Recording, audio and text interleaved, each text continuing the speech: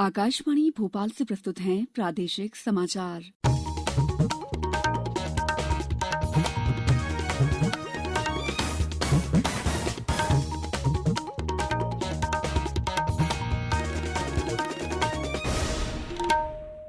नमस्कार, समाचारों के साथ मैं दीपा सिंह। पहले मुख्य समाचार। कुछ किसान संगठनों ने किया आज भारत बंद का आह्वान। भारतीय कंपनी भारत बायोटेक ने स्वदेशी टीका कोवैक्सीन के आपातकालीन इस्तेमाल की अनुमति के लिए आवेदन किया। प्रधानमंत्री नरेंद्र मोदी ने कहा, सरकार का छोटे शहरों को आत्मनिर्भर भारत की धुरी बनाने पर ध्यान। और प्रदेश में कोरोना से स्वस्थ होने वालों की संख्या 2 लाख के करीब पहुंची। अब समाचार विस्तार से। किसान संघों के आज भारत बंद के आह्वान को देखते हुए केंद्र सरकार ने सभी राज्यों और केंद्र शासित प्रदेशों से सुरक्षा कड़ी करने को कहा है। नए कृषि कानूनों का विरोध कर रहे किसान संघ राष्ट्रीय राजधानी दिल्ली की सीमाओं पर विरोध प्रदर्शन कर रहे हैं। उन्होंने आज 11 बजे से 3 बजे तक देशव्यापी बंद का आह्वान किया है।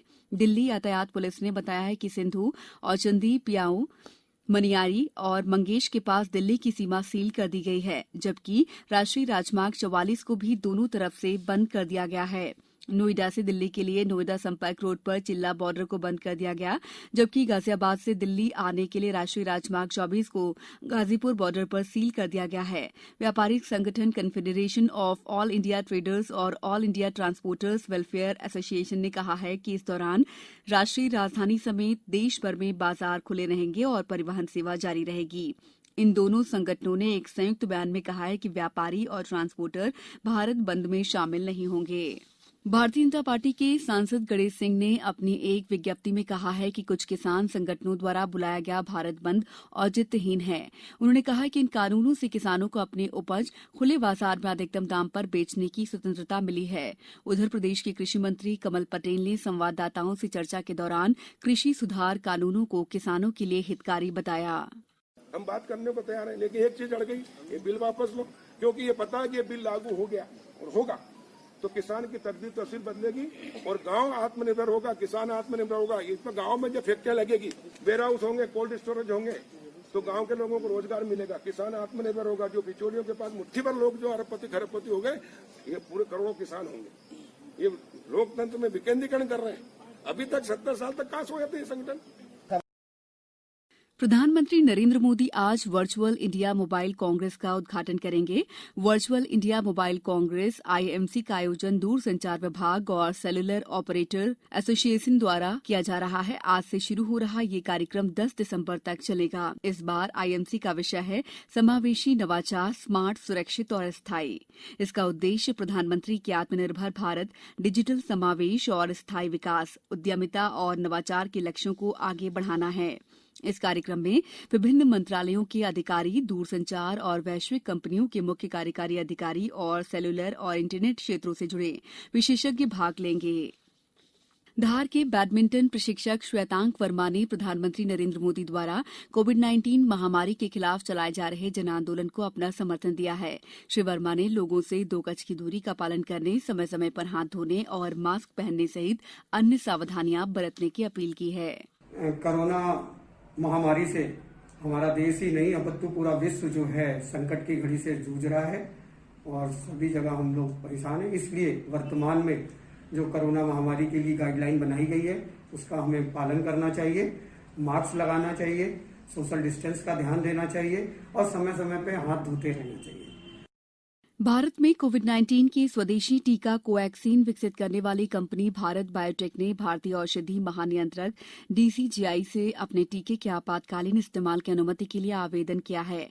हैदराबाद स्थित Bharat biotech, serum institute of India और फाइजर के बाद अपने टीके के आपातकालीन इस्तेमाल की मंजूरी के लिए आवेदन करने वाली तीसरी कंपनी है।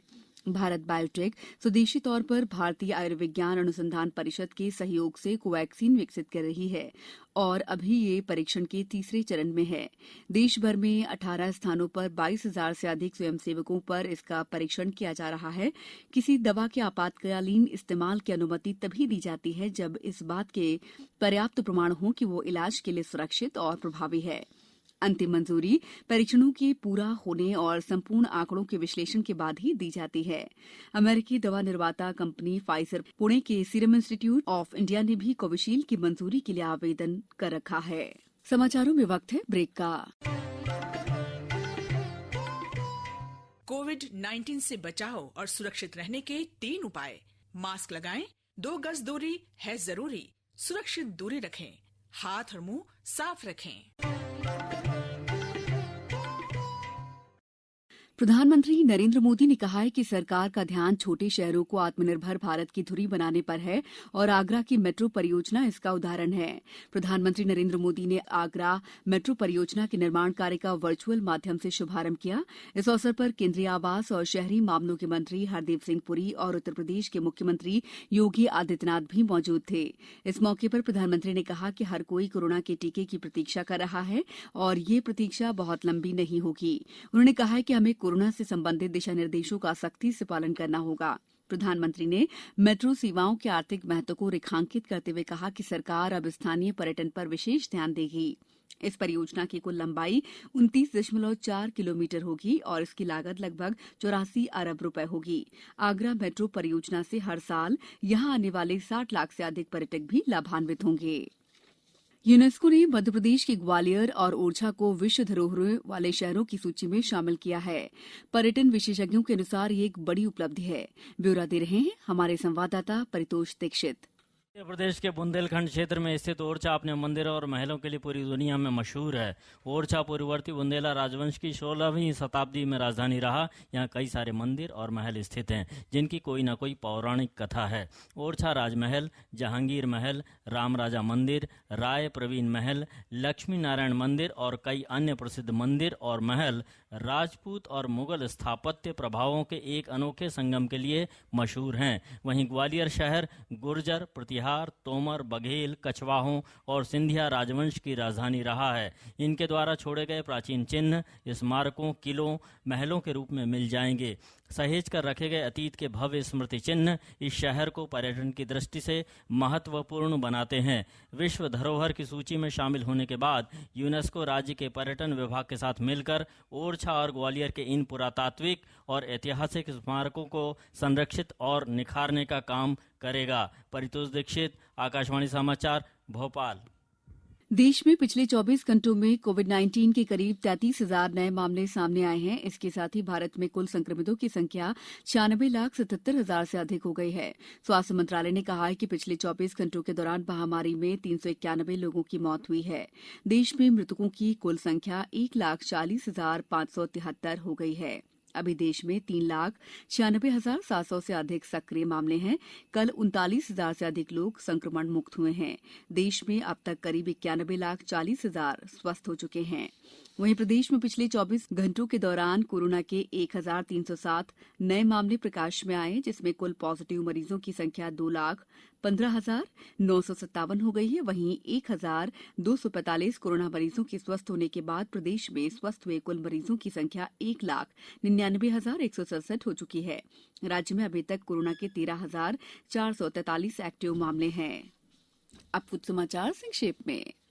जबलपुर में सूचना प्रौद्योगिकी क्षेत्र में निवेश के लिए पहली बार इन्वेस्टर्स मीट का आयोजन किया गया। इस मीट में देश के विभिन्न हिस्सों से तकरीबन 160 निवेशक आए थे। कटनी जिले में फिट इंडिया अभियान के अंतर्गत स्काउट गाइड रोवर रेंजर द्वारा जन जागरूकता रैली का आयोजन किया गया। डिंडोरी कलेक्टर बी कार्तिकेयन ने कहा है कि पटवारी अपने अपने मुख्यालयों में रहना सुनिश्चित करें।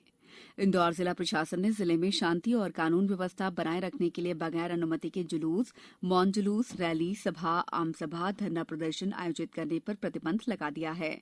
खंडवा जिले में आज भैरव जयंती पर कई मंदिरों में पूजा अर्चना की जा रही है। अंत में मुख्य समाचार एक बार फिर। कुछ किसान संगठनों ने किया आज भारत बंद का आह्वान। भारतीय कंपनी भारत बायोटेक ने स्वदेशी टीका कोवैक्सीन के आपातकालीन इस्तेमाल की अनुमति के लिए आवेदन किया। प्रधानमंत्री नरेंद्र मोदी ने कहा, सरकार का छोटे शहरों को आत्मनिर्भर भारत की धुरी बनाने पर ध्यान। और प्रदेश में कोरोना से स्वस्थ होने वालों की संख्या 2 लाख के करीब पहुंची। बुलेटिन के अंत में आप सभी से एक अपील, मास्क और 2 गज की दूरी, हाथ धोना भी है जरूरी। नमस्कार।